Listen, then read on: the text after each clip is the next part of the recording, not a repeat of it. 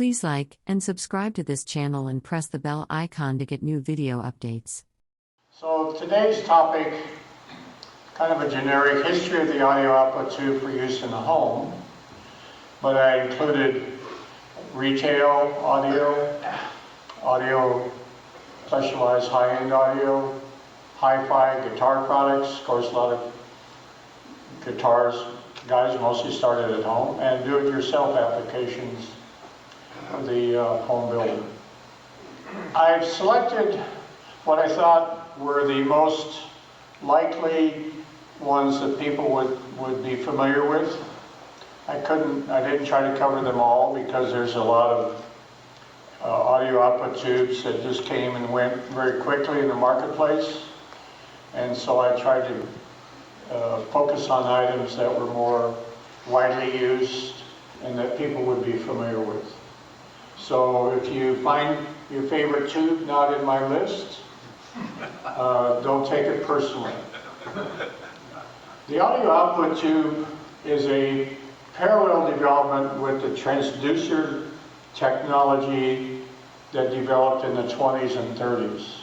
As the bandwidth of the audio product, whether on phonograph or radio, increased, the transducer speaker technology increased to take advantage of that wider bandwidth and greater audio volume. RCA, of course, being the main driver of a lot of this, they developed their audio output tubes to kind of match what they needed in their speaker applications. And as they needed more power, more bandwidth, they parallel development. Early on, it became the defining limit was that if you could keep things under 5% distortion, most people could not detect less than 5%. So that was kind of the goal that everybody focused on, whether it was for speaker design and audio output tubes. The output level was designed to match a 5% level. So that's where we'll start. Of course, by the mid-20s, horn speakers were the dominant reproducer technology. People were still using headphones, but for the most part, if you wanted a room full of sound, you used a horn speaker. They required 1/10 of a watt. And so you could drive a horn speaker with a 201A if you wanted to. But it didn't have much bandwidth, and the distortion was pretty high. 1926, RCA a la Cunningham developed the CX112 and the CX171 as specific for audio output circuit applications. And as you probably realize, you had several tubes in your circuit, and if you put in a CX171 as the last tube, then you've got a little bit more power and a little more dynamic volume out of your horn speaker. And this is a little flyer that Cunningham, and you notice the distortion ends. Of course, it was still 5%, but they felt that you really wouldn't object to anything that was less than that. So here's a UX112, and they use a UV112, but this is the UX112 version. Nice little RCA logo on the plate. And this came out in 1925. So this was an early application, not widely used that period of time. So the CX171 or the UX171 RCA version came out in 1926, and oftentimes you will see the sticker says, don't use this anywhere else except in the last stage, you're going to have a problem. And that was widely and rapidly accepted by most circuit designers at the time in the mid-20s, taking advantage of that more power. I believe this is the one that was used in maybe the 104. It was the UX210, came out in 1925, had a little bit more power, but it required a lot higher voltage. I believe it runs around 450 volts. which for a power supply designer created quite a bit of headaches. You had bigger capacitors, transformers. So in the mid-20s, late 20s, this is what you had to replace your horn speaker, called a balanced armature magnetic speaker, and it took about 1 watt to drive it. So it's fairly efficient, but it did not have a real wide bandwidth audio-wise. The suspension was limited in the amount of travel, and you had just this little piston, as we know, going back and forth here. But it did give you a wide cone diaphragm radiating into your living room space. And you could drive it easily with a UX 171A. So in 1928, in the need for more power, the UX 250 came out, and you got 3.8 watts single-ended. These wattage ratings I'm showing now are single-ended, single tube. And they quickly figured out that if you go push-pull, you got about 50% more power than just 2 tubes. The push-pull circuit works, and it reduces distortion, and you get, instead of maybe 7.5, you get maybe 10 watts of power out of a pair of UX 250. Again, required a very high power supply to run these. This is the Cunningham version, the CX350. And of course we know Cunninghams are just RCA tubes in disguise. And mostly exported to the western United States. Here we have a pretentious, subtle but smooth 32 Cunningham 250. And I mean, it's humor, but for a lot of people, finding a good sounding 250 is constant.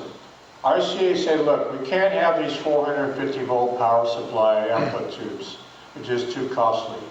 And so in 1929, they came out with the UX 245 or the Cunningham CX 245. It put out about 7/10 of a watt, which is enough to drive horn speaker or a magnetic armature driver. But if you put these in parallel, push-pull parallel, you could get about 3 watts of power out of the circuit, which is a lot more power for a normal home radio at the time.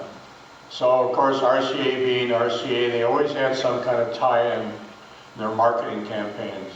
Of course, this is Mr. McDonald, the Zenith Corporation, talking about how great their tubes are and how great they sound. And this is one of like 11 different ads and 11 different connections to people that your average person might be able to connect with. When they saw that their radio had 245 tubes in it, they say, oh, that's a really good thing. So this is a spec sheet for UX 245. This is when it was released, March 1929. And you can see here you're getting about 0.78 watts. So it wasn't a lot, but for the time and for economy of power supplies in a push-pull configuration, you got about 3 watts, and that was fine for the time of what they needed to drive their speaker systems. About the same time, 1929, 1930, the Type 47 came out, or the RCA 247 came out, and it put out 2.5 watts single-ended, okay? That was a big jump in the 47, and it was used in a lot of radios in the early 30s as a single-ended tube, because you got out about the same power that you did a pair of 245s. So early in the 1930s, the field coil dynamic speaker came out, and it required somewhere in the range of 5 to 10 watts of power. You had a power supply, rectifier, solid state or tube, and a transformer here to match to drive the magnet inside the speaker.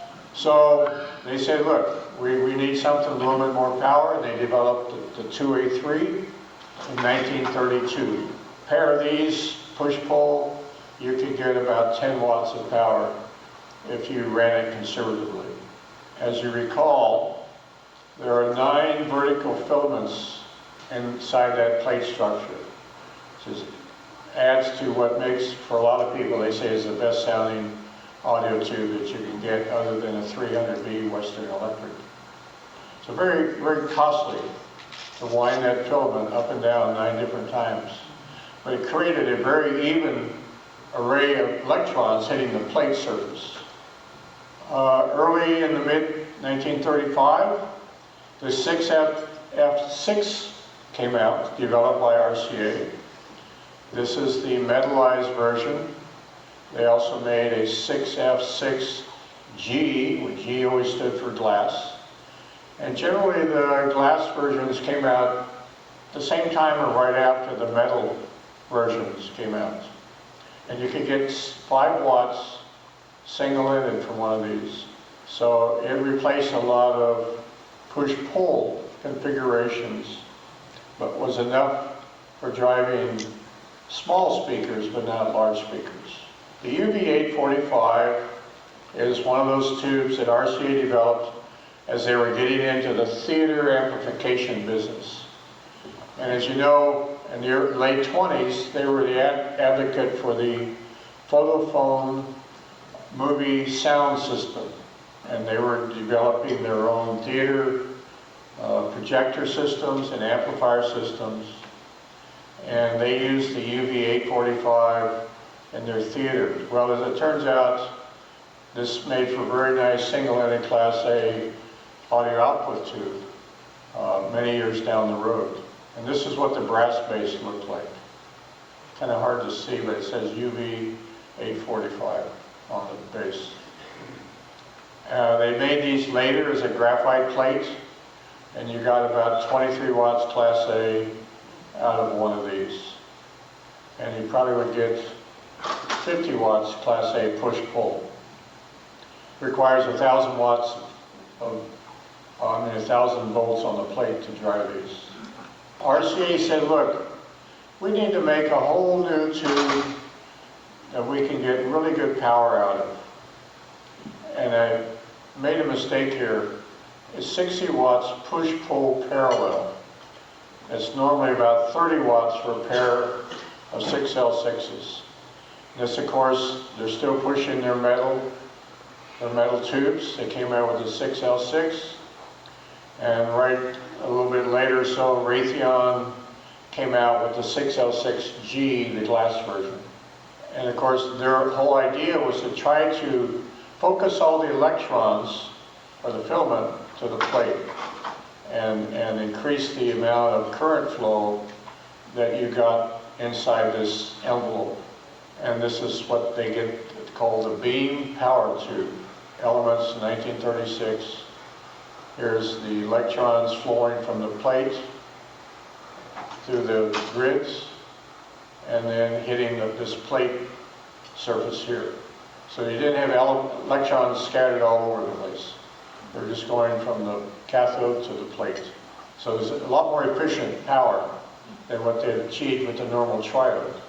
Later in the 30s, you had the permanent magnet speaker came out, and it required a little bit more power because it had a permanent magnet instead of a magnetic coil magnet driving the voice coil. And you needed about 10 to 30 watts. Well, that's what the 6L6 tube gave them, the power they needed to finally drive an inexpensive speaker that got away from the field coil power supplies. So right after the 6L6, Kenrad developed the 6V6. This is the 6V6G, and you put out 5 watts single-ended or about 10 watts push-pull. And this is a 6V6G Kenrad tubes. This is another one, of course, marketed under the Zenith brand and a little larger envelope. So this is a chart, kind of shows you the development of the, down here, 1925, you had the 112, and this is a 1 watt level, it's a tenth of a watt. See, we're getting close to 1 watt. Then the 171 push-pull you could get about 3 watts. And this is a log scale, so you could get about 3 watts. In 1928, 29, the 45 push-pull. You see the increase in power as we're going up in time. The 50, you could get almost 8 or 9 watts push-pull as the 47 came out. And then, of course, the 46, which I haven't focused on. There's the 2A3. So you finally exceeded the 10 watt barrier with the 2A3. It's a push-pull. Then the 6F6 came out in 35, early 35. And you see got almost the same power as a 2A3. Well, the 6F6 was a lot cheaper to make because of the filament design in the 2A3. So see a lot of radios that went to the 6F6. And then, of course, in 1936, they developed the 6L6, and you were getting up here at around the 30 watt level with the push-pull pair. And here they show the power level needed to kind of duplicate a bass drum or a piano. And so they finally were getting up into that, what we might call a natural sounding reproduction system. This was a chart out of Electronics magazine in 1937. So during the war, of course, everything was focused on making existing tubes. And after the war, other companies said, well, look, I can make something similar, but I can design it myself. The 5881, as the numbers increased as time went along in 1950, was the equivalent of the 6L6, but in a smaller envelope. The 6L6 glass was at least an inch taller than the 5881. Anyway, so this is a 1952 price list where you have 2A3s, 45s, 50s. Everything post-war was still being made clear into the 50s at very moderate prices, because RCA knew people were requiring replacement tubes, and they were still making them. And it's amazing that they still had all the parts and the tooling and the people with the skill to make these tubes 20 years later. About 1949, the English had their KT series. K for kinkless tube. This is the 66. Came out about 1949. And this is about a 1955 version. Well, this was also a substitute for the 6L6. Most people agree that the KT66 in an audio amp is the best sounding for a 6L6 design tubing. And this is Emitron, which is an English manufacturer. You notice this curved base here on the bakelite. That was indicative of the English octal design. So in 1957, Muller, which is owned by Philips in Holland, came out with the EL37, and this is another substitute for the 6L6. It's introduced originally in 46. This is a mid-50s version with this box and this logo.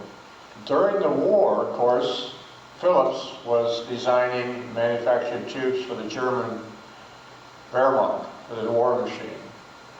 And so their technology did not slow down at all during the war. And this tube came out right after the war. So I mean that this development had to go on several years before it was finally introduced. But it didn't hit the US market until about 1957, when it's imported by Muller. For a couple of years, a company, the MOV or Marconi Osram Valve Company, imported, they had their tubes imported by the Gold Monarch Company. Same tube, they just had a different box and a different logo on the tube. This is the KT66, and these are very hard to come by, especially in the carton. So the EL34 is a very interesting history. There's a tube put out by Philips called Low Frequency Amplification. It was published in 1952. English version was put out in 1953, and lo and behold, they have a lot of information about the history of the EL-34 starting in 1949. They had been working on this too. Bass was a little different early on. This is called the metal bass EL-34. It's the most desirable, and people say it's the best sounding EL-34. And these were imported from about 1954 till about 1960. And we'll see some pictures of amps using this tube in them a little later here. So Amperex, which was an American company, but was also owned by Philips, came out with the Bugle Boy EL-34 about 1956. This is what the Amperex version looked like in the Amperex tube in the early 50s. Mullard, also owned by Philips, started importing their EL-34s about the same time under the Mullard name. They had a very wide variety of tubes being imported.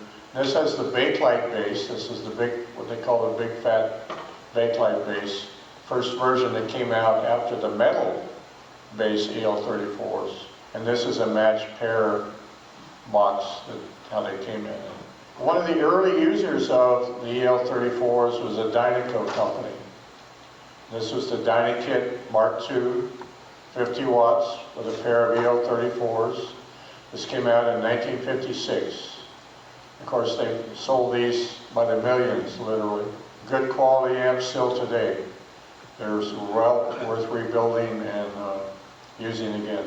This one you can see had the metal bass EL-34s, which is how they came originally in the 50s. They came in this amp.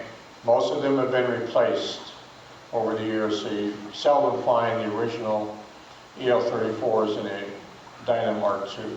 So what's interesting, everybody wanted matched pair tubes, and so Fisher came out with their own marketed brand of matched pair tubes, because Fisher sold a lot of amplifiers, mono and stereo. I've never seen a carton for Fisher tubes, but they exist somewhere. And this was a nice, they call them laboratory matched tubes. Not quite sure what that means. Maybe they came from the manufacturer matched, or maybe Fisher matched. In Europe, people had lots smaller living rooms. They had lots smaller speakers. So they didn't need the power of 50 watts you got from the EL-34. So Amperex, Philips developed the EL-84, which is a 9-pin pentode. And you could get 17 watts advertised push-pull, 1954, about the same time the EL-34 was imported in the United States. Well, if you wanted to push it, you could get up to 30 watts. But to me, you just shorten the life. These already run hot, as they are, pushing out 17 volts or watts in a push-pull pair. A lot of the music groups in England, their guitar amps use these. The early Beatle guitar amps used EL-84s, and they're very, very sought after. So this had wide application in the United States, again, where you didn't want a big power amplifier, but this was commonly used in a lot of integrated amps, Fisher and such. Here's an ad, 6BQ5, which was Sylvania's introduced it in 1956 through the REDMA registration system in the United States. Same tube, remember, Amperex, owned by Philips. So it's the same EL-84, just has an American designation to it. Still advertised at 17 watts push-pull. So this is your typical integrated amp in the late 50s, early 60s, where you would see 4 EL-84s in the background on this Scott integrated amplifier. This is an ad you would see in many of the audio magazines of the time, showing a simple EL-84 output push-pull pair, a rectifier, and a 12AU and a 12AX7 as the front end. Very common circuit. A lot of people use this in Europe and the United States. Some of the companies said, look, we need a little bit more power. And so Mullard and RCA at the same time developed the 7189, it's a beam tetrode, and you can legitimately get 24 watts of push-pull pair around 1960. And so this kind of pushed the envelope on the EL84 if you needed a little bit more power. And of course, as we know, RMS power became peak power, double that, you got 50 watts, but it looked good in an ad. So the American company said, look, we need to make our own tube. And Tungsol in the early 50s began developing the 6550 Pinto tube, another beam power amplifier, kind of working on the same version of the 6L6, but a larger envelope and a larger plate structure. This was advertised November 1954 on this flyer. A lot of people said, well, it came out in 6550. Well, oftentimes a manufacturer would distribute a tube to a builder so that by the time the tube was advertised in the magazines, companies would soon follow up with an actual amp design using that tube so that you could go down, you've heard about the tube, and it's already available in your local HiFi store. In February 1960, here's the ad in the magazine for the 6550. This is the first magazine ad, and they're advertising 100 watts, push-pull pair, running at about 700 volts. They made them also in matched pairs. This is a Tungsol matched pair. This is the only carton I've ever seen of a Tungsol matched pair. And of course, that's the typical, what we call the Coke bottle shaped 6550. This is the first type that came out. There's no holes in the plate. People say, well, oh, there's holes. No, the first one had no holes. See the holes here in the plate? That's a little later. Black plate, first type, no holes. Top getter. Later ones had a top getter, and they added in a side getter to prolong the life of the tube. So the first designer of the 6550 was Ampex. Of course, they used the peerless transformers, best you could get at the time, and they used a pair 40 watts, very conservative. A lot of these would have wound up in studio applications. That should say Altec. 1955, there they are, right out of the gate. You could go down and buy this amp or use it in your local studio. So, not to be left behind, the British said, look, we're going to make our own version. And May of 1957, they came out with this ad for the famous KT88 Genelux. This is the first ad. Same thing, 100 watts. They say a plate supply of 560 volts. So they got a little bit more power, but didn't need quite the power that the 6550. Well, you notice in the ad, the base on this tube is the same as the KT66, the tapered shoulders here. As far as we know, this tube never made it in production. This shape is a Coke bottle shape, you notice the same as 6550? That never made it into production. We'll show you here next. This is the one that hit the shores of the United States. The Genelux was the brand name that MOV, Marconi Osram Valve, came out with. This is the export version to the States. You notice it reads Genelux 2. Well, in England, it's the GEC valve. So that's the difference between these two cartons. And they put the little sticker on the side here. You notice the tube glass is straight-sided, and it has your typical metal base, octal base. Again, Gold Monarch was an export, and this was a matched pair. You can't quite read it. It says Genelux, but on the side of the glass, it reads Gold Monarch. And again, the Gold Monarchs are really hard to find. So when Genelux started exporting under the Gold Lion name, not Gold Monarch, but Gold Lion, this is what the carton looks like. Manufactured by the MOV Valve Company, a subsidiary of the General Electric Company Limited, England. 1959, here we go. Dynatos has their Dynamark 3 amp ready to go with the new KT88s. There was just a handful of companies that used these early on, and Dynaco said, yeah, that's a great tube, and they preferred it over the 6550. Again, they made 100,000 of these over time. This is kind of an unusual brand, KT88. Has the Dynaco name on it. I've never seen that other than this one. So I figured this is a replacement tube you got if you ordered a replacement KT88 from Dynaco. And they had these printed probably in England, and then they had their own replacement. This is a late version of the KT88, still the gold lion. It has the little English crown lion here. Date code 1985, 20th week, KT88. This is what they look like, pretty much the same towards the end of the manufacture. Not to be left with just the EL34. In the 1960 or so, Genelux came out with their KT77. This is a direct replacement of the EL34, and it's considered by many people as the best sounding EL34. Hard to come by and very expensive if you find them. This is the test sheet. This little plastic bag here. It came sealed in this bag, and this test sheet was wrapped around the tube. And it wasn't, they didn't test every tube, but it gave you the typical test characteristics of a KT77.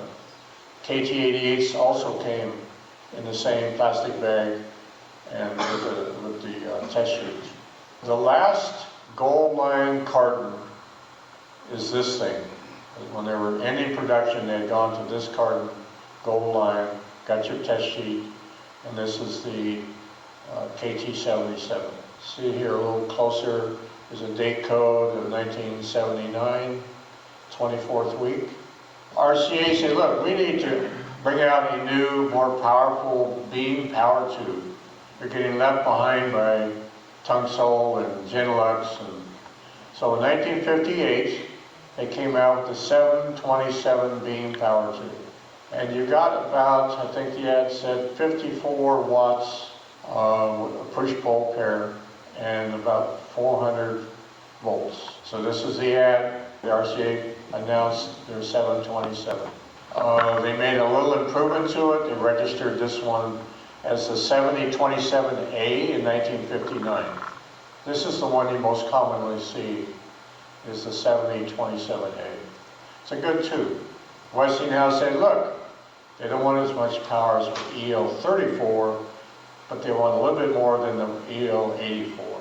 So the 7591 came out in 1960 or so, and you see these in a lot of receivers.